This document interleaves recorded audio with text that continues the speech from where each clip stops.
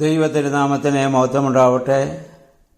Bible reading പ്രോഗ്രാമിൽ സംബന്ധിക്കുന്ന ഏവർക്കും കർത്തൃനാമത്തിൽ വിനീതമായി വന്ദനം അറിയിക്കട്ടെ. ഡൽഹി മാനുവേൽ പ്രേ ഗ്രൂപ്പിൻ്റെ ആഭിമുഖ്യത്തിൽ നമ്മൾ ആരംഭിച്ച ബൈബിൾ റീഡിംഗ് പ്രോഗ്രാം 2024 ഡിസംബർ മാസം 1 തീയതി മുതൽ ആരംഭിച്ചു. ആദ്യം പുതിയ നിയമമാണ് നമ്മൾ വായിച്ചത്. അതിൽ സഹകരിച്ച എല്ലാവരോടുമുള്ള പ്രത്യേകമായ നന്ദി അറിയിക്കട്ടെ. ഓരോ ദിവസവും ഓരോ അധ്യായം നമ്മൾ വായിച്ച് നമ്മൾ ധ്യാനിച്ചു. ഇനി നമ്മൾ പഴയ നിയമത്തിലേക്ക് നമ്മൾ പ്രവേശിക്കുകയാണ്. ദൈവവചനം എന്തിനാണ് ദൈവം നമുക്ക് നൽകിയത്? ദൈവവചനം ദൈവം നമുക്ക് നൽകിയിരിക്കുന്നത് ദൈവത്തിൻ്റെ സാന്നിധ്യം ഈ ഭൂമിയിൽ നമ്മൾ ഇന്ന് അനുഭവിച്ചറിയുന്ന പ്രധാന ഘടകങ്ങളിലൊന്ന് ദൈവത്തിൻ്റെ വചനമാണ്. ദൈവം വാസ്തവത്തിൽ തൻ്റെ ഹൃദയമാണ് വചനത്തിലൂടെ നമുക്ക് വെളിപ്പെടുത്തുന്നത്. പാപത്താൽ അന്ധകാരമയമായ ഈ ഭൂമിയിൽ നമുക്ക് ലഭിക്കുന്ന വലിയ ഒരു വെളിച്ചമാണ്, പ്രകാശമാണ് ദൈവവചനം. അപ്പോൾ ദൈവവചനം എങ്ങനെയാണ് എഴുതപ്പെട്ടതെന്ന് 2 തീമോഥെയോസ് 3:16-17 വാക്യങ്ങളിൽ ഇപ്രകാരം പൗലോസ് ശ്ലീഹ രേഖപ്പെടുത്തുന്നു: എല്ലാ തിരുവെഴുത്തും ദൈവസ്വാസീയമാകയാൽ ദൈവത്തിൻ്റെ മനുഷ്യൻ സകല സൽപ്രവൃത്തിക്കും വക പ്രാപിച്ച് തികഞ്ഞവനാകേണ്ടതിന് ഉപദേശത്തിനും ശാസനത്തിനും ഗുണീകരണത്തിനും നീതിയിലെ അഭ്യാസനത്തിനും പ്രയോജനമുള്ളതാകുന്നു. ആദ്യ മനുഷ്യനിൽ ആദാമിൽ ദൈവം ജീവശ്വാസം ഊതിയതുപോലെ ദൈവത്തിൻ്റെ ശ്വാസമേറ്റതാണ്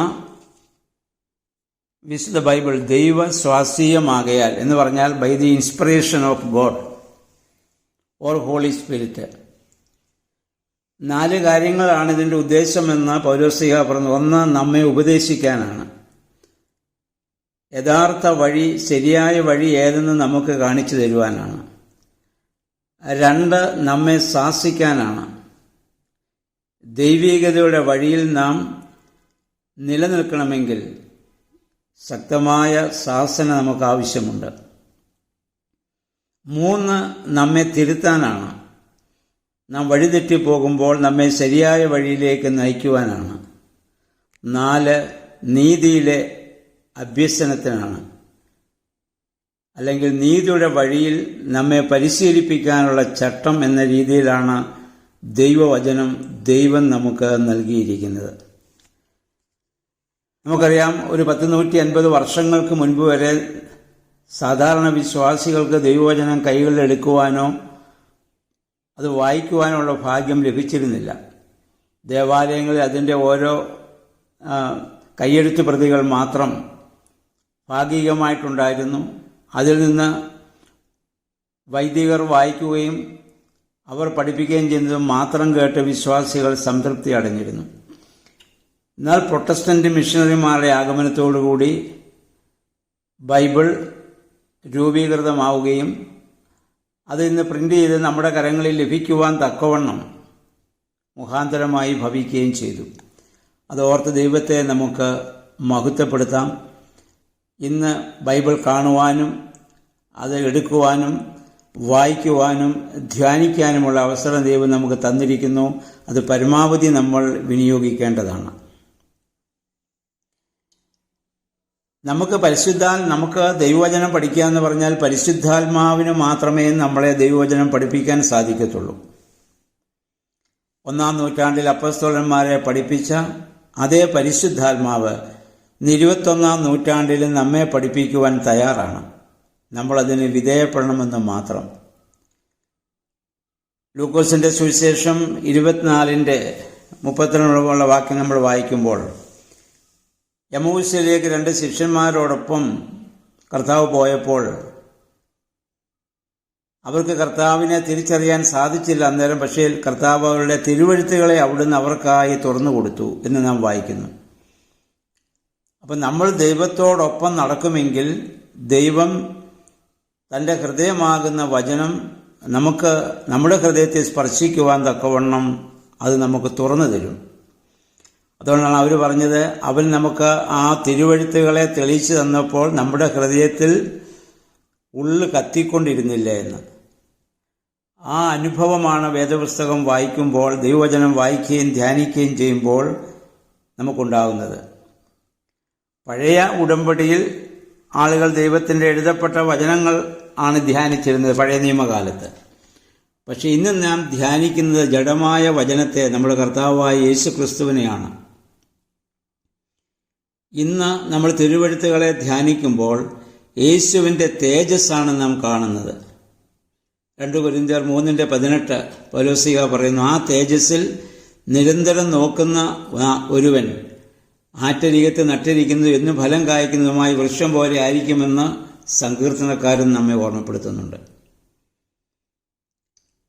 ഇനി നമ്മുടെ കർത്താവ് തന്നെ പറഞ്ഞു, കർത്താവ് പറഞ്ഞ വചനങ്ങളെ അന്ന് ബുദ്ധിയുള്ളവർ അതൊക്കെ നിരസിച്ചപ്പോൾ കർത്താവ് പറഞ്ഞു, പിതാവേ, നീ ഇത് ജ്ഞാനികൾക്കും വിവേകികൾക്കും മറച്ച് ശിശുക്കൾക്ക് വെളിപ്പെടുത്തിയിരിക്കുന്നത് എന്നതിനാൽ ഞാൻ നിന്നെ സ്തുതിക്കുന്നു എന്നാണ്. നമുക്ക് തിരുവെഴുത്ത് മനസ്സിലാക്കുവാൻ ആവശ്യമുള്ളത് മാനുഷികമായ ജ്ഞാനം. അതിനേക്കാൾ ഉപരിയായി, ജ്ഞാനത്തേക്കാൾ ഉപരിയായി വേണ്ടത് ഒരു ശിശുവിനെ പോലെ നിർമ്മലവും വിനീതവുമായി വിശ്വസിക്കുന്നതായ ഒരു ഹൃദയമാണ് നമുക്ക് ആവശ്യം. അതാണ് കർത്താവ് പറഞ്ഞ്, വിവേകികൾക്കും മറിച്ച് നീ അത് ശിശുക്കൾക്ക് വെളിപ്പെടുത്തി കൊടുത്തുവെന്ന്. അപ്പം ആ രീതിയിൽ ദൈവവചനത്തെ വായിച്ച് ധ്യാനിക്കുവാൻ ദൈവമേ ഞങ്ങളെ സഹായിക്കണമേ എന്നുള്ള പ്രാർത്ഥനയോടെ നമുക്ക് ഉൽപ്പത്തി പുസ്തകത്തിലേക്ക് നമുക്ക് പ്രവേശിക്കാം. ആദ്യത്തെ 5 പുസ്തകമാണല്ലോ പഞ്ചഗ്രന്ഥങ്ങൾ എന്ന പേരിൽ അറിയപ്പെടുന്ന ഈ 5 പുസ്തകങ്ങളും മോശ എഴുതി എന്നാണ് എല്ലാ വിശ്വാസികളും എല്ലാ സഭകളും വിശ്വസിക്കുന്നത്. അബ്രഹാമിനെ പൂർവ്വപിതാവായി അംഗീകരിക്കുന്ന 3 മതങ്ങൾക്കും പൂർവ്വപിതാവാണല്ലോ മോശ. പഴയ നിയമത്തിലെ യേശുവിൻ്റെ നിഴലായിരുന്നു മോശയെന്ന് നമുക്കറിയാം. വിശുദ്ധ ബൈബിളിൽ നമ്മൾ ആദ്യം വായിക്കുന്നത് ഉൽപ്പത്തി പുസ്തകമാണ്. ഉൽപ്പത്തി എന്ന വാക്കിൻ്റെ അർത്ഥം തുടക്കമെന്നാണ്. സൃഷ്ടിയുടെ തുടക്കം, മനുഷ്യൻ്റെ തുടക്കം, മനുഷ്യരുടെ പാപത്തിൻ്റെ തുടക്കം, വീണ്ടെടുപ്പിൻ്റെ തുടക്കം, ബാബിലോണിൻ്റെ തുടക്കം, യെരുസലേമിൻ്റെ തുടക്കം, ഇവയെല്ലാം നമുക്ക് ഈ ഉൽപ്പത്തി പുസ്തകത്തിൽ കാണാൻ നമുക്ക് സാധിക്കും. ഈ ആദ്യത്തെ 5 പുസ്തകത്തെ പഞ്ചഗ്രന്ഥങ്ങളെന്ന് മലയാളത്തിൽ പറയുന്നു. എബ്രായ ഭാഷയിൽ പെന്ററ്റ്യൂക്ക് എന്നും ഗ്രീക്ക് ഭാഷയിൽ തോറ എന്നും ഈ 5 പുസ്തകങ്ങൾ അറിയപ്പെടുന്നുണ്ട്. ഈ 5 പുസ്തകങ്ങളും മോശ എഴുതിയെന്നാണ് നമ്മൾ വിശ്വസിക്കുന്നത്, ദൈവം കൊടുത്തതായ ആ വെളിപ്പെടുത്തലുകളെ. എന്നാൽ ഇതിൻ്റെ പ്രത്യേകത, ഇതിൻ്റെ 1 മുതൽ 11 വരെയുള്ള അധ്യായങ്ങളും 12 മുതൽ 50 വരെയുള്ള അധ്യായങ്ങളും, മൊത്തം ഇതിൽ 50 അധ്യായങ്ങളാണുള്ളത്.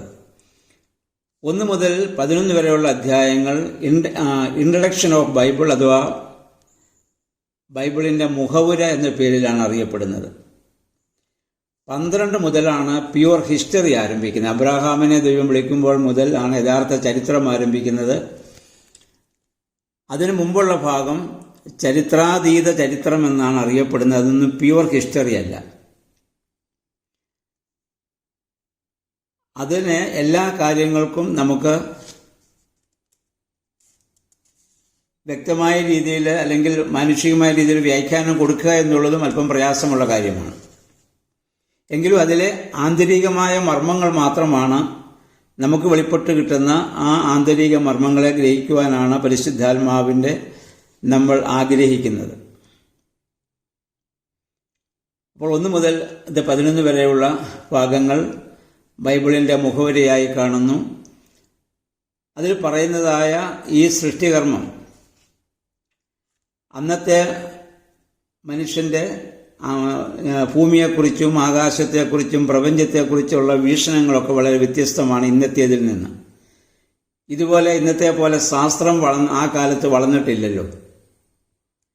അപ്പം അതുകൊണ്ട് അവർ നോക്കുമ്പോൾ ഭൂമി പരന്നതാണ്, മുകളിലേക്ക് നോക്കുമ്പോൾ ആകാശം കാണാൻ പറ്റുന്നു, സൂര്യനെയും ചന്ദ്രനെയും ഒക്കെ കാണുന്നു, സൂര്യൻ ഉദിക്കുന്നു അസ്തമിക്കുന്നു.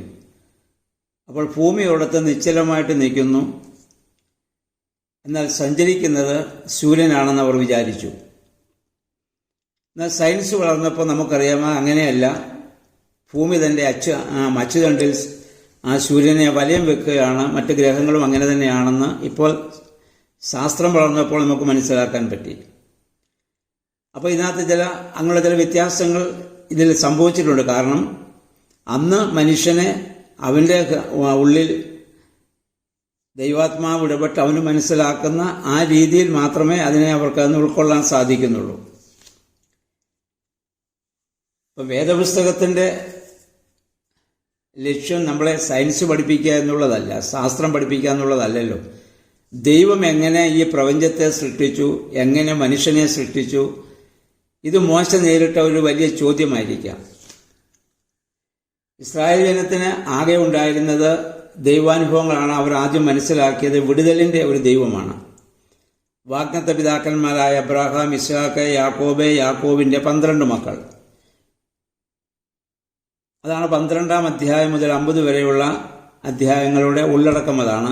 അതിനുശേഷം ജോസഫിനെ അറിയാത്തൊരു ഫറവോ അവിടെ വരികയും മിസ്രൈമിൽ 430 വർഷത്തോളം ഇസ്രായേൽ ജനം അടിമത്തത്തിലായിരുന്നു. അന്നവരുടെ പിതാക്കന്മാരുടെ അനുഭവങ്ങൾ വാമൊഴികളായും കഥകളായും പാട്ടുകളായും ഒക്കെ അവർ കേട്ട് മനസ്സിലാക്കിയിട്ടുള്ളത് മാത്രമേ ഉള്ളൂ. അവർക്ക് അവിടെ ആരാധിക്കാനോ ദൈവത്തെക്കുറിച്ച് മനസ്സിലാക്കാനുള്ള യാതൊരു സാഹചര്യങ്ങളും ഇല്ലായിരുന്നു. കാരണം അവർ അടിമത്ത ജീവിതത്തിൽ അവർ കഴിഞ്ഞവരാണ്. എന്നാൽ ദൈവം മോശയെ അയച്ച് അവരെ അവിടെ നിന്ന് വിടുവിച്ചുകൊണ്ട് വരുമ്പോഴാണ് വാഗ്ദത്ത പിതാക്കന്മാരുടെ ആ ദേശത്തേക്ക് അവരെ മടക്കിക്കൊണ്ടുവരികയാണ്. അപ്പോൾ ആ വാഗ്ദത്ത പിതാക്കന്മാരുടെ ആ ചരിത്രമൊക്കെ അവർ വായ്മൊഴികാട് കേട്ടുള്ളതും മോശെ അവർക്കത് പിന്നീട് എഴുതി കൊടുക്കുക. അപ്പോൾ ആ യാത്രയിൽ പല ചോദ്യങ്ങളെ മോശയ്ക്ക് അവിടെ നേരിടേണ്ടി വന്നേക്കാം. ആരാണ് ഈ പ്രപഞ്ചത്തെ സൃഷ്ടിച്ചത്? എങ്ങനെയാണ് പ്രപഞ്ചത്തെ സൃഷ്ടിച്ചത്? ആരാണ് മനുഷ്യനെ സൃഷ്ടിച്ചത്? ജീവജാലങ്ങളെ സൃഷ്ടിച്ചു? എങ്ങനെ സൃഷ്ടിച്ചു? അപ്പം അങ്ങനെയുള്ള ചോദ്യങ്ങൾക്കുള്ള ഒരു ഉത്തരം മോശ നൽകുന്നതായി നമുക്കിത് പരിഗണിക്കാവുന്നതാണ്. അപ്പം അതുകൊണ്ട് ആ രീതിയിൽ നമുക്ക് ഈ 1 മുതൽ 11 വരെയുള്ള അധ്യായങ്ങളെ നമുക്ക് കാണാൻ സാധിക്കണം. അതിലൂടെ അതിനകത്ത് ചിലപ്പം ആ ബാബിലോൺ പ്രവാസകാലത്ത് അവിടെ നിലനിന്നിരുന്ന പഴയ പുരാണ കഥകളും സാങ്കല്പിക കഥകളും ഒക്കെ അവരെടുത്തിട്ട് യഹോവയും ഇസ്രായേലുമായുള്ള ബന്ധത്തിൽ കൊടുക്കുന്ന വിശദീകരണമായിട്ടാണ് നമുക്കിതിനെ കാണാൻ സാധിക്കേണ്ടത്. ഇനി ഉൽപ്പത്തി പുസ്തകം 1-ാം അധ്യായം മുതൽ നമ്മൾ ആരംഭിക്കുകയാണ്. 1-ാം അധ്യായം ആരംഭിക്കുന്നത് ആദിയിൽ ദൈവം ആകാശവും ഭൂമിയും സൃഷ്ടിച്ചുവെന്ന് പറഞ്ഞുകൊണ്ടാണ്. ഇവിടെ 2 വാക്കുകളെന്ന് പിന്നെ നമുക്ക് കാണാൻ പറ്റും. ഒന്ന് സൃഷ്ടിച്ചുവെന്നും ഉണ്ടാക്കിയെന്നും 2 വാക്കുകൾ ഇവിടെ ഉപയോഗിക്കുന്നുണ്ട്. 1-ൽ ദൈവം ഭൂമിയെ സൃഷ്ടിച്ചു. 1-7 ആകാശവിധാനം ഉണ്ടാക്കി. മനുഷ്യനെ ദൈവം സൃഷ്ടിച്ചു. 1-27 1-25 മൃഗങ്ങളെയും ജന്തുക്കളെയും ഉണ്ടാക്കി. അവ തമ്മിൽ വ്യത്യാസമുണ്ട്. ഉണ്ടാക്കുക എന്ന് പറഞ്ഞാൽ ഉള്ളതിനെ പിന്നെ രൂപപ്പെടുത്തുന്നതാവാം. ഇപ്പോൾ മനുഷ്യൻ പല കാര്യങ്ങളും ഉണ്ടാക്കുന്നുണ്ട്. ആ റോ മെറ്റീരിയൽസ് നമുക്ക് ഉണ്ടാക്കാൻ പറ്റും. എന്നാൽ ഇല്ലായ്മയിൽ നിന്ന് ഒന്ന് സൃഷ്ടിക്കാൻ പറ്റുന്നത് ദൈവത്തിന് മാത്രമാണ്. ഒരു മനുഷ്യനെ കൊണ്ട് അത് സാധ്യമല്ല. അത് ദൈവത്തിന് മാത്രമാണ്. അപ്പോൾ 1-ാമത്തെ വാക്യത്തിൽ തന്നെ ഒരു വലിയ ചോദ്യങ്ങൾക്കുള്ള ഉത്തരം മോശ ഇവിടെ കൊടുക്കുന്നുണ്ട്. എന്നാണ് ഈ പ്രപഞ്ചമുണ്ടായത് എന്ന് ആർക്കും പറയാനാവില്ല. മോശയ്ക്ക് പറഞ്ഞുകൂടാ. ആദിയിൽ എന്ന് പറഞ്ഞാൽ എന്നാണ്. മാസമില്ല, വർഷമില്ല, സമയമില്ല, ഒന്നുമില്ല. അതിൻ്റെ അർത്ഥം എന്ന് ഈ പ്രപഞ്ചം സൃഷ്ടിക്കപ്പെട്ടുവോ അന്ന് ദൈവത്താൽ സൃഷ്ടിക്കപ്പെട്ടു എന്നാണ് നമ്മൾ മനസ്സിലാക്കേണ്ടത്. എന്ന് ഈ പ്രപഞ്ചം സൃഷ്ടിക്കപ്പെട്ടുവോ അന്ന് ദൈവത്താൽ അത് സൃഷ്ടിക്കപ്പെട്ടു എന്നാണ്. അപ്പോൾ ദൈവം ആകാശവും ഭൂമിയും സൃഷ്ടിച്ച് ഒരുപക്ഷെ കോടാനുകോടി വർഷങ്ങൾക്ക് മുൻപ് നടന്ന സംഭവമാകാം. നമുക്കാർക്കും അതിനെപ്പറ്റി ഒരു വ്യക്തമായിട്ട് ഒന്നും നമുക്ക് പറയാനാവില്ല. ഇനിയും ദൈവം സൃഷ്ടിക്കുന്നതൊക്കെ ഇത് പൂർണ്ണതയിലാണ്. ഒന്നും അപൂർണമല്ല. പക്ഷെ ഇവിടെ നമ്മൾ വായിക്കുന്നു, ദൈവം സൃഷ്ടിച്ച ഭൂമിയുടെ അവസ്ഥ എന്തായിരുന്നു? ഭൂമി പാഴും ശൂന്യവുമായിരുന്നു, രൂപരഹിതവുമായിരുന്നു. കയോസ് എന്ന ഗ്രീക്ക് വാക്ക് ഉപയോഗിച്ചു, without any form, without any order, അഥവാ അന്ധകാരത്തിൻ്റെതായ ഒരു അവസ്ഥയായിരുന്നു ഭൂമിയിലുണ്ടായിരുന്നത്. ശൂന്യവും രൂപരഹിതവുമായ അന്ധകാരം നിറഞ്ഞ ഒരു അനുഭവം. ദൈവം ഒരിക്കലും ശൂന്യതയോ അന്ധകാരത്തെയോ സൃഷ്ടിക്കുന്നവനല്ല. പിന്നെ എങ്ങനെയായിരുന്നു ഇവിടെ അന്ധകാരം ഉണ്ടായിരുന്നത് എന്നതിന് പിന്നീട് പ്രവചനങ്ങളിലേക്ക് വരുമ്പോൾ നമുക്കൊരു കാര്യം മനസ്സിലാക്കാൻ പറ്റും.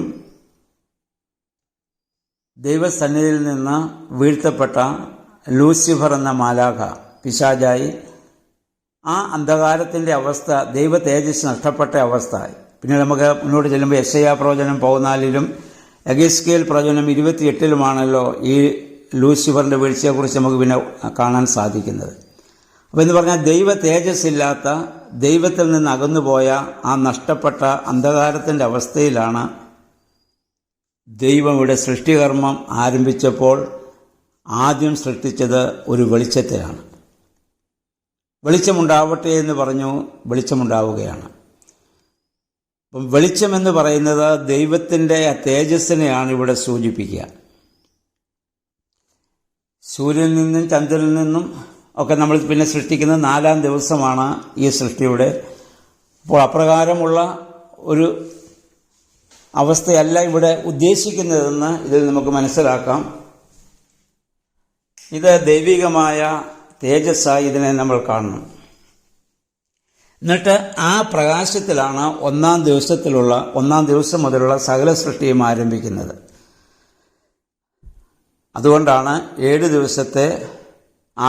ദിവസത്തെ സൃഷ്ടി കഴിഞ്ഞപ്പോൾ എല്ലാം നല്ലതെന്ന് ദൈവം കണ്ടു. എല്ലാം നല്ലതാകാൻ കാരണം എല്ലാ സൃഷ്ടിയുടെയും അടിസ്ഥാനം ഈ വെളിച്ചത്തിലാണ്.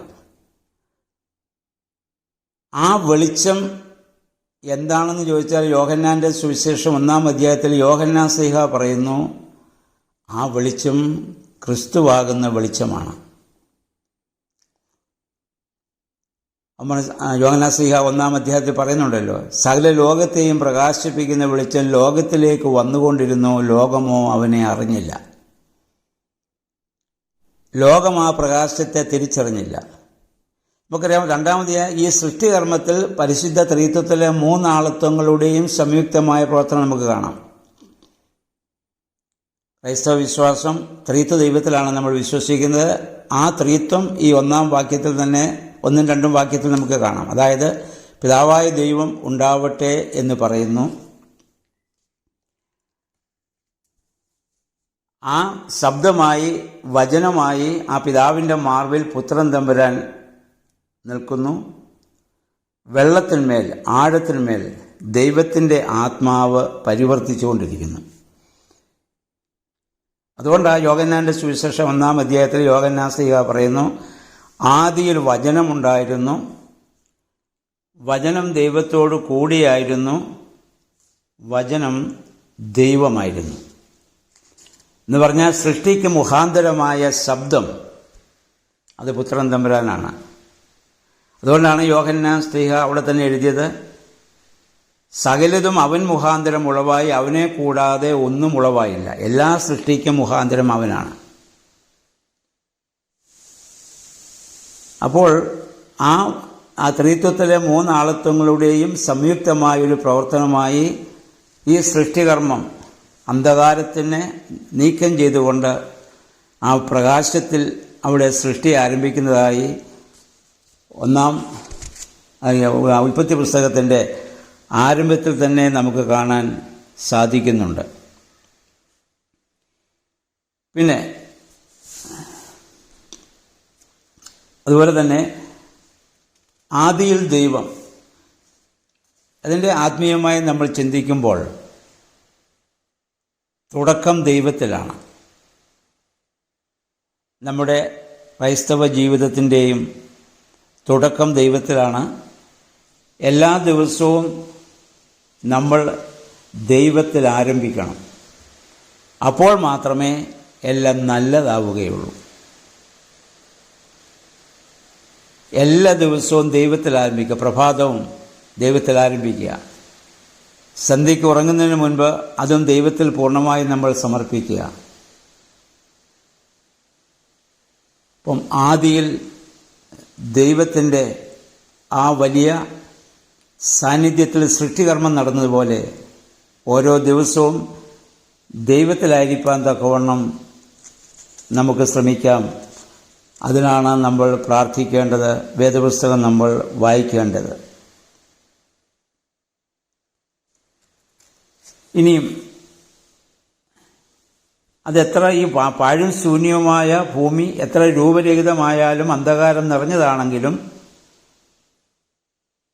അതിനെ നല്ലതും പ്രകാശമുള്ളതുമാക്കി തീർക്കാൻ സാധിക്കുന്നത് ദൈവത്തിന് മാത്രമാണ്. ഇനി അതിനുശേഷം 2, 3, 4 ദിവസങ്ങളിലൊക്കെ ആകാശവിധാനത്തെ ദൈവമുണ്ടാക്കുന്നതും ഭൂമി ഉണ്ടാക്കുന്നതുമായ ആ കാര്യങ്ങളാണല്ലോ നമ്മളിവിടെ കാണുന്നത്. വെള്ളത്തിന്മേൽ ഒരു വിധാനമുണ്ടാക്കി, മുകളിലുള്ള വെള്ളം താഴെയുള്ള വെള്ളം. അന്ന് മനുഷ്യനെ സംബന്ധിച്ചിടത്തോളം മനുഷ്യൻ ഈ ഭൂമിയിൽ മുകളിലോട്ട് നോക്കുമ്പോൾ ആകാശം കാണുന്ന ഒരു വിധാനം പോലെ. അതിൻ്റെ മുകളിൽ വെള്ളമുണ്ടേയെന്ന് അവർ വിചാരിച്ചു. അതുകൊണ്ടാണ് മഴ പെയ്യുന്നത് മുകളിൽ നിൽക്കുന്ന വെള്ളമാണെന്ന് അവർ വിശ്വസിച്ചു. അതുകൊണ്ടാണ് നമ്മൾ പിന്നീട് നോഹയുടെ കാലത്ത് നോഹ പെട്ടകമുണ്ടാക്കി അന്നുണ്ടായിരുന്ന മനുഷ്യനും ജീവജാലങ്ങളൊക്കെ അതിൽ കയറി 40 ദിവസം ഭൂമിയിൽ മഴ പെയ്തു. ദൈവം ആകാശത്തിൻ്റെ കിളിവാതിൽ തുറന്നു, ഭൂമിയുടെ ഉറവയും തുറന്നു. അപ്പോൾ താഴെ നിന്നും മുകളിൽ നിന്നും, അപ്പം മുകളിൽ നിന്ന് കിളിവാതിൽ തുറന്ന് മുകളിൽ നിന്ന് വെള്ളം താഴേക്ക്. അന്ന് മഴ എങ്ങനെയാണ് പെയ്യുന്നതെന്നോ ആ രീതിയിലുള്ള മനുഷ്യനത് മനസ്സിലാക്കാൻ സാധിച്ചിട്ടില്ല, സയൻസ് ഇത്രയും ഡെവലപ്പ് ചെയ്യാഞ്ഞതുകൊണ്ട്. പക്ഷെ ആ രീതിയിൽ അവരതിനെ കണ്ടു എന്നുള്ളതാണ്. പക്ഷെ നമ്മളിതിൻ്റെ ആന്തരികമായ ആ അർത്ഥം മാത്രമാണ് നമ്മളിവിടെ കണ്ടെത്താൻ വേണ്ടി നമ്മൾ ശ്രമിക്കേണ്ടത്. അങ്ങനെ ഓരോ ദിവസത്തെയും സൃഷ്ടികർമ്മം ഇവിടെ നടക്കുന്നതായി നമ്മൾ കാണുന്നുണ്ട്. ഇതപ്പം ദൈവത്തിൻ്റെ ആത്മാവ് വെള്ളത്തിന്മേൽ വ്യാപരിച്ചുകൊണ്ടിരുന്നുവെന്നാണ്. ഇനി ദൈവം വെളിച്ചത്തെ ഇരുളിൽ നിന്നും വേർതിരിച്ചു. അതായത് വെളിച്ചം സൃഷ്ടിച്ചപ്പോൾ അന്ധകാരം അതിനോട് ഇടകലരാൻ ദൈവം ഒരിക്കലും ആഗ്രഹിച്ചില്ല എന്നർത്ഥം. കാരണം വെളിച്ചത്തിന് ഇരുളുമായി ഒരു കൂട്ടായ്മയുമില്ല. വെളിച്ചം നമ്മുടെ ഹൃദയങ്ങളിലേക്ക് വന്നാൽ ഉടനെ ദൈവം നമ്മുടെ ജീവിതത്തിൽ ചെയ്യുന്ന പ്രവൃത്തിയെല്ലാം ആ അന്ധകാരത്തിൽ നിന്ന് വേർപെട്ട രീതിയിലായിരിക്കും. ഇനി അതെല്ലാം നല്ലതെന്ന് ദൈവം കണ്ടു. കാരണം ഞാൻ മുമ്പേ പറഞ്ഞു, എല്ലാത്തിൻ്റെയും അടിസ്ഥാനം ദൈവികമായ പ്രകാശം, ദൈവികമായ ആ ഒരു തേജസ്സാണ്. ഇനി അതിൻ്റെ 6-ാം ദിവസത്തേക്ക് നമ്മൾ വരുന്നു. അതിനിടയ്ക്ക് 4-ാം ദിവസം സൂര്യനെയും ചന്ദ്രനെയും ഒക്കെ ദൈവം സൃഷ്ടിക്കുന്നു. ഇവിടെ നമ്മൾ ഓരോ ദിവസം വായിക്കുമ്പോൾ മറ്റൊരു കാര്യം കൂടിയുണ്ട്. നമ്മൾ വായിക്കുന്നത് ദിവസം സമാപിക്കുന്നത് സന്ധ്യയായി ഉഷസ്സായി എന്ന് പറഞ്ഞുകൊണ്ടാണ്. സന്ധ്യയായി പ്രഭാതം, അല്ല പ്രഭാതമായി സന്ധ്യയായി എന്നല്ല നമ്മൾ വായിക്കുന്നത്. ഇതുകൊണ്ടാണ് യഹൂദന്മാരെ അവർ ദിവസത്തിൻ്റെ ആരംഭം സന്ധ്യയായി കാണാൻ കാരണം അങ്ങനെയാണ്. അവർക്ക് ഒരു ദിവസം ആരംഭിക്കുന്നത് സന്ധ്യയ്ക്ക് 6 മണിക്കാണല്ലോ. പിറ്റേ ദിവസം 6 മണി വരെയുള്ളതായ ആ സമയത്തെയാണ് അവരൊരു യാമമെന്ന് പറയുന്നു. രാത്രി 4 യാമങ്ങളും പിന്നീട് അവർക്ക് മണിക്കൂറുകളുമാണ്. അത് നമുക്കറിയാം. അപ്പോൾ അവർ ഒരു ദിവസത്തിൻ്റെ ആരംഭം സന്ധ്യയ്ക്ക് കൊള്ളാൻ കാരണം അതാണ്. സുറിയാനി സഭയിലും നമ്മളൊരു ദിവസത്തെ കണക്കാക്കുന്നത് സന്ധ്യയ്ക്ക് 6 മണി മുതൽ ആരംഭിക്കുന്നു എന്ന് പറഞ്ഞുകൊണ്ടാണ്. ഇനി അതിൻ്റെ 26-ാം വാക്യത്തിലേക്ക് നമ്മൾ വരുമ്പോഴാണ് അവിടെ ദൈവം മനുഷ്യനെ സൃഷ്ടിക്കുന്നത് നമ്മൾ കാണുന്നുണ്ട്. ദൈവം പറയുന്നുണ്ട്, നാം നമ്മുടെ സ്വരൂപത്തിൽ നമ്മുടെ സാദൃശ്യപ്രകാരം നമുക്ക് മനുഷ്യനെ ഉണ്ടാക്കാം. നാം എന്ന് പറയുമ്പോൾ ഒന്നിലധികം വ്യക്തിത്വത്തിൻ്റെ സൂചന അവിടെ ഉണ്ട്. ഇപ്പോൾ പരിശുദ്ധ ആ ത്രിത്വത്തിൻ്റെ പരിപൂർണമായ ആലോചനയുടെ പരിസമാപ്തിയിൽ ഇവിടെ വീണ്ടും മനുഷ്യനെ സൃഷ്ടിക്കുന്നു എന്നുള്ളതാണ്. അതിനു മുൻപ് ജീവജാലങ്ങളെയൊക്കെ, മനുഷ്യനാവശ്യമായിട്ടുള്ള ജീവജാലങ്ങളെയൊക്കെ ദൈവം സൃഷ്ടിച്ചതായിട്ടാണ് ഈ 1-ാം അധ്യായത്തിൽ നമ്മൾ വായിക്കുന്നത്. അപ്പം എന്ന് പറഞ്ഞാൽ മനുഷ്യനെ സംബന്ധിച്ചിടത്തോളം 6-ാം ദിവസത്തിൻ്റെ അവസാനമാണ് മനുഷ്യൻ ഇത് സൃഷ്ടിക്കപ്പെടുന്നത്. ഇനി നമ്മൾ മുന്നോട്ട് വായിക്കുക, 7-ാം ദിവസം ദൈവം വിശ്രമത്തിനായി മാറ്റിവെച്ചതായി കാണുന്നുണ്ട്. ദൈവത്തിനത് 7-ാം ദിവസമായിരുന്നെങ്കിലും മനുഷ്യനെ സംബന്ധിച്ചിടത്തോളം അവനത് 1-ാം ദിവസമായിരുന്നു. കാരണം 6-ാം ദിവസത്തിൻ്റെ അവസാനമാണല്ലോ മനുഷ്യനെ സൃഷ്ടിച്ചത്. അപ്പോൾ മനുഷ്യനെ സംബന്ധിച്ചിടത്തോളം അവൻ്റെ ആദ്യ ദിവസം വിശ്രമത്തിൻ്റേതാണ്. ഇവിടെ വിശ്രമം എന്നുകൊണ്ട് ഇവിടെ ഉദ്ദേശിക്കുന്നത് 7-ാം ദിവസം ദൈവം സ്വസ്ഥമായിരുന്നു എന്ന് പറഞ്ഞാൽ 6 ദിവസത്തെ പ്രവർത്തനത്തിന് താൻ ചൈതന്യം പകർന്നതായ ദിവസമാണ്. അപ്പം നമ്മളും ദൈവത്തിനായി ഏതൊരു വേലയും ആരംഭിക്കുന്നതിന് മുൻപ് ദൈവവുമായി ഒരു കൂട്ടായ്മയുടെ സമയം നമ്മൾ കണ്ടെത്തണം. അതാണ് വിശ്രമം. അതുകൊണ്ടാണ് പ്രഭാതത്തിൽ ദൈവവുമായിട്ടുള്ളൊരു കൂട്ടായ്മ നമുക്കുണ്ടാവണം. അത് ആ കൂട്ടായ്മയിൽ ദിവസം ആരംഭിക്കണം. വൈകിട്ട് നമ്മൾ ഉറങ്ങുന്നതിന് മുൻപ് ദൈവത്തിൻ്റെ കൂട്ടായ്മയിൽ നമുക്ക് വിശ്രമിക്കാൻ പറ്റണം. യാമപ്രാർത്ഥനകളൊക്കെ ദൈവവുമായുള്ള ഓരോ കൂട്ടായ്മയായി അതിനെ കാണുവാൻ നമുക്ക് സാധിക്കണം. അപ്പോൾ ഒരു ദിവസം ദൈവത്തോടു കൂടി കഴിഞ്ഞതിന് ശേഷമാണ് ആദ്യ മനുഷ്യൻ തോട്ടത്തിലെ അവൻ്റെ വേല ഇനിയും 2-ാം അധ്യായത്തിൽ വരുമ്പോൾ ആരംഭിക്കാൻ പോകുന്നത്. ആദ്യം ദൈവവുമായുള്ള കൂട്ടായ്മ, അതിനുശേഷമാണ് മനുഷ്യൻ്റെ പ്രവർത്തനങ്ങൾ ഇത് നടക്കേണ്ടത്. അപ്പോഴാണ് അവൻ അനുഗ്രഹമായിട്ട് ഈ ഭൂമിക്ക് മാറുന്നത്. അതിനുശേഷമുള്ള 7-ാം ദിവസമാണ് പിന്നീട് ഇത് ശബത്തായിട്ട് ദൈവം ഇസ്രായേൽ ജനത്തിനെ കൽപ്പിച്ച് അവിടെ നൽകുന്നുമുണ്ട്. ഇനി 1-26 സ്വരൂപത്തിലും സാദൃശ്യത്തിലും സൃഷ്ടിക്കുക എന്ന് പറയുന്നുണ്ട്. സ്വരൂപവും സാദൃശ്യവും എന്നതുകൊണ്ട് ഇത് എബ്രായ ഭാഷയിലാണ് പഴയ നിയമം എഴുതിയത്. അതിന് പിതാക്കന്മാർ കൊടുക്കുന്ന ഒരു വ്യാഖ്യാനമുണ്ട്. അത് മറ്റൊന്നുമല്ല, സ്വരൂപം സാദൃശ്യം എന്ന് പറഞ്ഞാൽ വെറും രൂപമല്ല. കാരണം ദൈവത്തിന് ഒരു രൂപമില്ല. രൂപമുണ്ടെങ്കിൽ അത് പരിമിതിയാണ്. ദൈവം അഖിലാണ്ടം മുഴുവൻ നിറഞ്ഞു നിൽക്കുന്ന, പ്രപഞ്ചം മുഴുവൻ നിറഞ്ഞു നിൽക്കുന്ന ശക്തിയാണ്, ചൈതന്യമാണ് ദൈവം. ദൈവത്തിനെ ഒരു രൂപത്തിൽ നമുക്ക് ഒതുക്കാനാവില്ല. എന്നാൽ ആ ദൈവം മനുഷ്യരക്ഷയ്ക്ക് വേണ്ടി മനുഷ്യരൂപം സ്വീകരിച്ചതാണ് ജീസസ് ക്രൈസ്റ്റ്. അപ്പോൾ സ്വരൂപം സാദൃശ്യം എന്നതിന് പിതാക്കന്മാർ കൊടുക്കുന്ന ഒരു വ്യാഖ്യാനം ഒന്നാണ്. 2 അർത്ഥങ്ങളാണ് പറയുന്നത്. ഒന്ന്, man is the part of God, മനുഷ്യൻ ദൈവത്തിൻ്റെ ഭാഗമാണ്. മനുഷ്യൻ ദൈവത്തിൻ്റെ എന്ന് പറയുന്നത്. അതുകൊണ്ടാണ് സകല ജീവജാലങ്ങളും ഉണ്ടാവട്ടെ എന്നുള്ള ശബ്ദത്താൽ ദൈവം സൃഷ്ടിച്ചപ്പോൾ മനുഷ്യനെ സൃഷ്ടിക്കുമ്പോൾ അവൻ്റെ മൂക്കിൽ 2-ാം അധ്യായത്തിൽ നമ്മൾ വായിക്കും, മൂക്കിൽ ജീവശ്വാസം ഊതി എന്ന് വായിക്കുന്നു. അപ്പോൾ അവിടെ 2 കാര്യങ്ങൾ നമ്മൾ ശ്രദ്ധിക്കണം. ഒന്ന്, മൃഗങ്ങളെ ഒക്കെ അത് സൃഷ്ടിച്ചതിന് ശേഷം പിന്നെ മനുഷ്യൻ മൃഗങ്ങളിൽ നിന്ന് വ്യത്യസ്തനാകുന്നത് അവന് ഊതിയ ദൈവിക അംശമായ ആത്മാവാണ്. ഇല്ലെങ്കിൽ മനുഷ്യൻ മൃഗങ്ങൾക്ക് തുല്യനായിപ്പോയനെ. ആ ആത്മാവ് നമ്മിൽ പ്രവർത്തനരഹിതമാകുമ്പോഴാണ് മൃഗതുല്യമായി ചിന്തിക്കാനും പറയാനും പ്രവർത്തിക്കാനും നമ്മൾ ഒരുങ്ങുന്നത്. എന്നാൽ ദൈവം നമ്മിൽ ഊതിയ ദൈവിക അംശമായ ആത്മാവ് നമ്മിൽ ചൈതന്യം നിറഞ്ഞു നിൽക്കുമ്പോൾ, പ്രവർത്തന നിരതമാകുമ്പോൾ നമുക്കൊരിക്കലും അങ്ങനെ മൃഗതുല്യമായി ചിന്തിക്കാനോ പറയാനോ പ്രവർത്തിക്കാനോ സാധിക്കില്ല. നമ്മൾ ശ്രേഷ്ഠതയുള്ളവരായി നമ്മൾ മാറും. അപ്പം മനുഷ്യൻ ജീവജാലങ്ങളിൽ നിന്നൊക്കെ വളരെ വ്യത്യസ്തനാണ്. അതാണ് സ്വരൂപ സാദൃശ്യം. 2 അർത്ഥം. ഒന്ന്, man is the part of God എന്ന് പിതാക്കന്മാർ പറയുന്നു. മനുഷ്യൻ ദൈവത്തിൻ്റെ ഭാഗമാണ്. പലതാണ് നമുക്ക് ദേഹം, ദേഹി, ആത്മാവ്, body, mind and spirit, or physical, intellectual, spiritual 3 മനുഷ്യനിലുണ്ട്. മറ്റ് സൃഷ്ടികൾക്കെല്ലാം പ്രധാനമായിട്ടുള്ളത് ശാരീരികമായ തലം, ഒരു പരിധി വരെ ബൗദ്ധികമായ തലമുണ്ട്. വിശക്കുമ്പോൾ ഭക്ഷണം കണ്ടെത്തും, മണിയെ പ്രാപിക്കേണ്ടപ്പോൾ കണ്ടെത്തി ഭക്ഷിക്കും. എന്നാൽ മൂന്നാമത് പറയുന്ന ആത്മാവെന്ന് പറയുന്ന അഗ്നിയെ കണ്ടെത്തി ഭക്ഷിക്കല്ല, അത് അതിൻ്റെ വംശത്തെ അവ നിലനിർത്തും. എന്നാൽ മൂന്നാമത് പറയുന്ന ആത്മാവെന്ന് പറയുന്ന ഘടകം ജീവജാലങ്ങളിലില്ല. ഉണ്ടായിരുന്നെങ്കിൽ നമുക്കൊരു കൊതുകിനെ പോലും കൊല്ലാനാവില്ലായിരുന്നു, അത് കുലപാതകമായി മാറുമായിരുന്നു.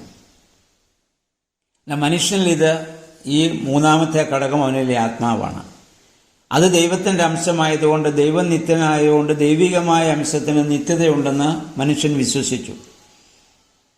സഭാപ്രസംഗി 12:7 ദൈവിക ജ്ഞാനത്താൽ സലോമോൻ പറഞ്ഞ്, മനുഷ്യൻ മരിക്കുമ്പോൾ എന്ത് സംഭവിക്കും? ജഡം അതെടുത്ത പൊടിയിലേക്ക് പോകും, ആത്മാവതിനെ നൽകിയവെങ്കിലേക്ക് തിരിച്ചു പോകും, അതില്ലാതെ പോയില്ല. 42-ാം സങ്കീർത്തനകാരൻ പ്രത്യാശയോടെ പാടി, മാൻ നീർത്തോടുകളിലേക്ക് ചെല്ലുവാൻ കാംക്ഷിക്കുന്ന പോലെ ദൈവമേ, എൻ്റെ ആത്മാവ് അങ്ങയോട് ചേരുവാൻ കാംക്ഷിക്കുകയാണ്. അപ്പോൾ ആ ദൈവികമായ, അതാണ് man is the part of God എന്ന് പറയുന്നത്.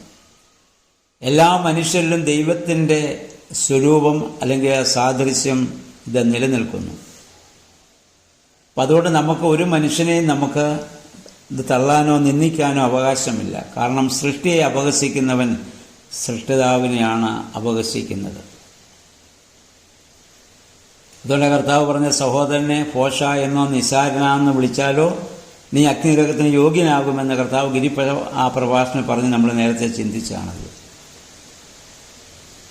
2 ഇമേജ് ആൻഡ് ലൈക്നെസ് എന്തുകൊണ്ട് ഉദ്ദേശിക്കുന്നത് ഫ്രീ വില്ലെന്നുള്ളതാണ്. പൂർണ്ണമായ സ്വാതന്ത്ര്യം, നന്മയും തിന്മയും ചെയ്യാനുള്ള സ്വാതന്ത്ര്യം. ആ സ്വാതന്ത്ര്യം ദൈവികമാണ്. അത് മനുഷ്യന് മാത്രമേ ഉള്ളൂ.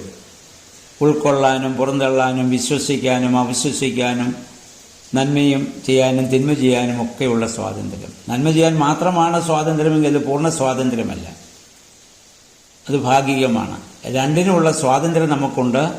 നമുക്കത് തിരഞ്ഞെടുക്കാനുള്ള ആ സ്വാതന്ത്ര്യം ഇത് നമുക്കുണ്ട്. ഏത് വേണമെങ്കിലും നമുക്കെടുക്കാം. അതുകൊണ്ട് വെളിപാട് 3:20 പറഞ്ഞാൽ, വാതുക്കൽ നിന്ന് മുട്ടുന്നു, ആരെങ്കിലും എനിക്ക് തുറന്നു തന്നാൽ ഞാൻ അകത്ത് വരും. ദൈവം ബലം പ്രയോഗിച്ച് അവിടെ തുറക്കുന്നില്ല. അപ്പം അത് ദൈവികമാണ് ആ സ്വാതന്ത്ര്യം. ആ സ്വാതന്ത്ര്യം ദൈവം മനുഷ്യന് നൽകി മറ്റ് സൃഷ്ടികളിൽ നിന്ന്. അപ്പം അതാണ് സ്വരൂപം സാദൃശ്യം എന്നതുകൊണ്ട് ഉദ്ദേശിക്കുന്ന 2 ഘടകങ്ങളായി അതിനെപ്പറ്റി പിതാക്കന്മാർ വ്യാഖ്യാനിച്ച് കാണുന്നുണ്ട്. ഇനിയും അപ്പം അങ്ങനെ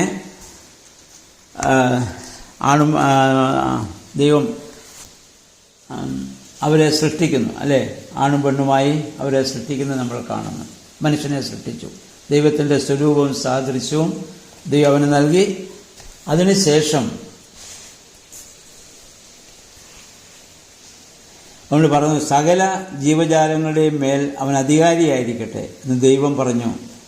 ദൈവം തൻ്റെ സ്വരൂപത്തിൽ മനുഷ്യനെ സൃഷ്ടിച്ചു, ദൈവത്തിൻ്റെ സ്വരൂപത്തിൽ അവനെ സൃഷ്ടിച്ചു, ആണും പെണ്ണുമായി സൃഷ്ടിച്ചു. ദൈവം അവരെ അനുഗ്രഹിച്ചു, നിങ്ങൾ വർദ്ധിച്ചു വരികയും ഭൂമിയിൽ നിറഞ്ഞതിനെ കീഴ്പ്പെടുത്തുകയും. അപ്പം വർദ്ധിച്ചു പെരുകണമെങ്കിൽ ദാമ്പത്യം ആവശ്യമാണ്, ലൈംഗികതയുടെ വിനിമയം ആവശ്യമാണ്. അത് ദൈവം കൊടുത്തതായ അനുഗ്രഹമാണ് മനുഷ്യരിലെ ലൈംഗികത. അതെന്തിനാണെന്ന് ചോദിച്ചാൽ ദൈവത്തോടൊപ്പം ദൈവത്തിൻ്റെ സൃഷ്ടിയിൽ പങ്കുവഹിക്കുന്നതിനാണ്. ദൈവത്തിൻ്റെ സൃഷ്ടികർമ്മത്തിൽ ദൈവത്തോടൊപ്പം പങ്കുവഹിക്കുവാൻ ദൈവം നൽകുന്ന വിളിയാണ് ദാമ്പത്യത്തിലേക്കുള്ള വിളി. അതാണ് ദാമ്പത്യധർമ്മം. ആ രീതിയിലാണ് സഭ മനുഷ്യൻ്റെ ലൈംഗികതയെ കാണുന്നത്. എന്നാൽ പിന്നീട് നമുക്കറിയാം, പിൽക്കാലത്ത് ലൈംഗികത പാപമാണെന്നും പറഞ്ഞ് അങ്ങനെ പറയുകയും പഠിപ്പിക്കുകയും ചെയ്തതായ സന്യാസ സമൂഹങ്ങളൊക്കെ ഉണ്ടായിട്ടുണ്ട്. പക്ഷെ സഭ ഒരിക്കലും അതിനെ അങ്ങനെയല്ല കാണുന്നത്, ദൈവദാനമാണ്. കാരണം വർദ്ധിച്ചു പെരുകുവാൻ ദൈവം മനുഷ്യന് കൊടുത്ത വലിയ ഒരു അനുഗ്രഹമാണ്. സകല ജീവജാലങ്ങളുടെ മേൽ നിങ്ങൾ വാഴണം. 29-30 വാക്യങ്ങളിലേക്ക് നമ്മൾ വരുമ്പോൾ അവസാനമായി നമ്മൾ കാണുന്നത് മനുഷ്യന് കൊടുക്കുന്ന ഭക്ഷണമാണ്. അവിടെ പറയുന്ന, ഭൂമിയിലെ വിത്തുണ്ടാകുന്ന സകല സസ്യങ്ങളും വിത്തുള്ള ഫലം കായ്ക്കുന്ന സകല വൃക്ഷങ്ങളും ഞാൻ നിങ്ങൾക്ക് തന്നിരിക്കുന്നു, അവ നിങ്ങൾക്ക് ഭക്ഷണമായിരിക്കും.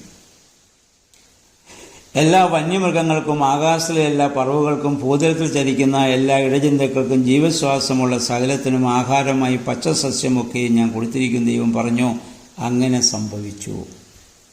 എന്ന് പറഞ്ഞാൽ ദൈവം സൃഷ്ടിച്ച മനുഷ്യനും മൃഗങ്ങളും എല്ലാം പ്യുവർ വെജിറ്റേറിയൻ ആയിരുന്നുവെന്ന് ഇവിടെ നമ്മൾ മനസ്സിലാക്കുന്നു. കാരണം അവിടെ സകല ജീവജാലങ്ങളും മനുഷ്യനും ഐക്യതയിലായിരിക്കുന്ന ഒരു വലിയ അനുഭവമാണ്.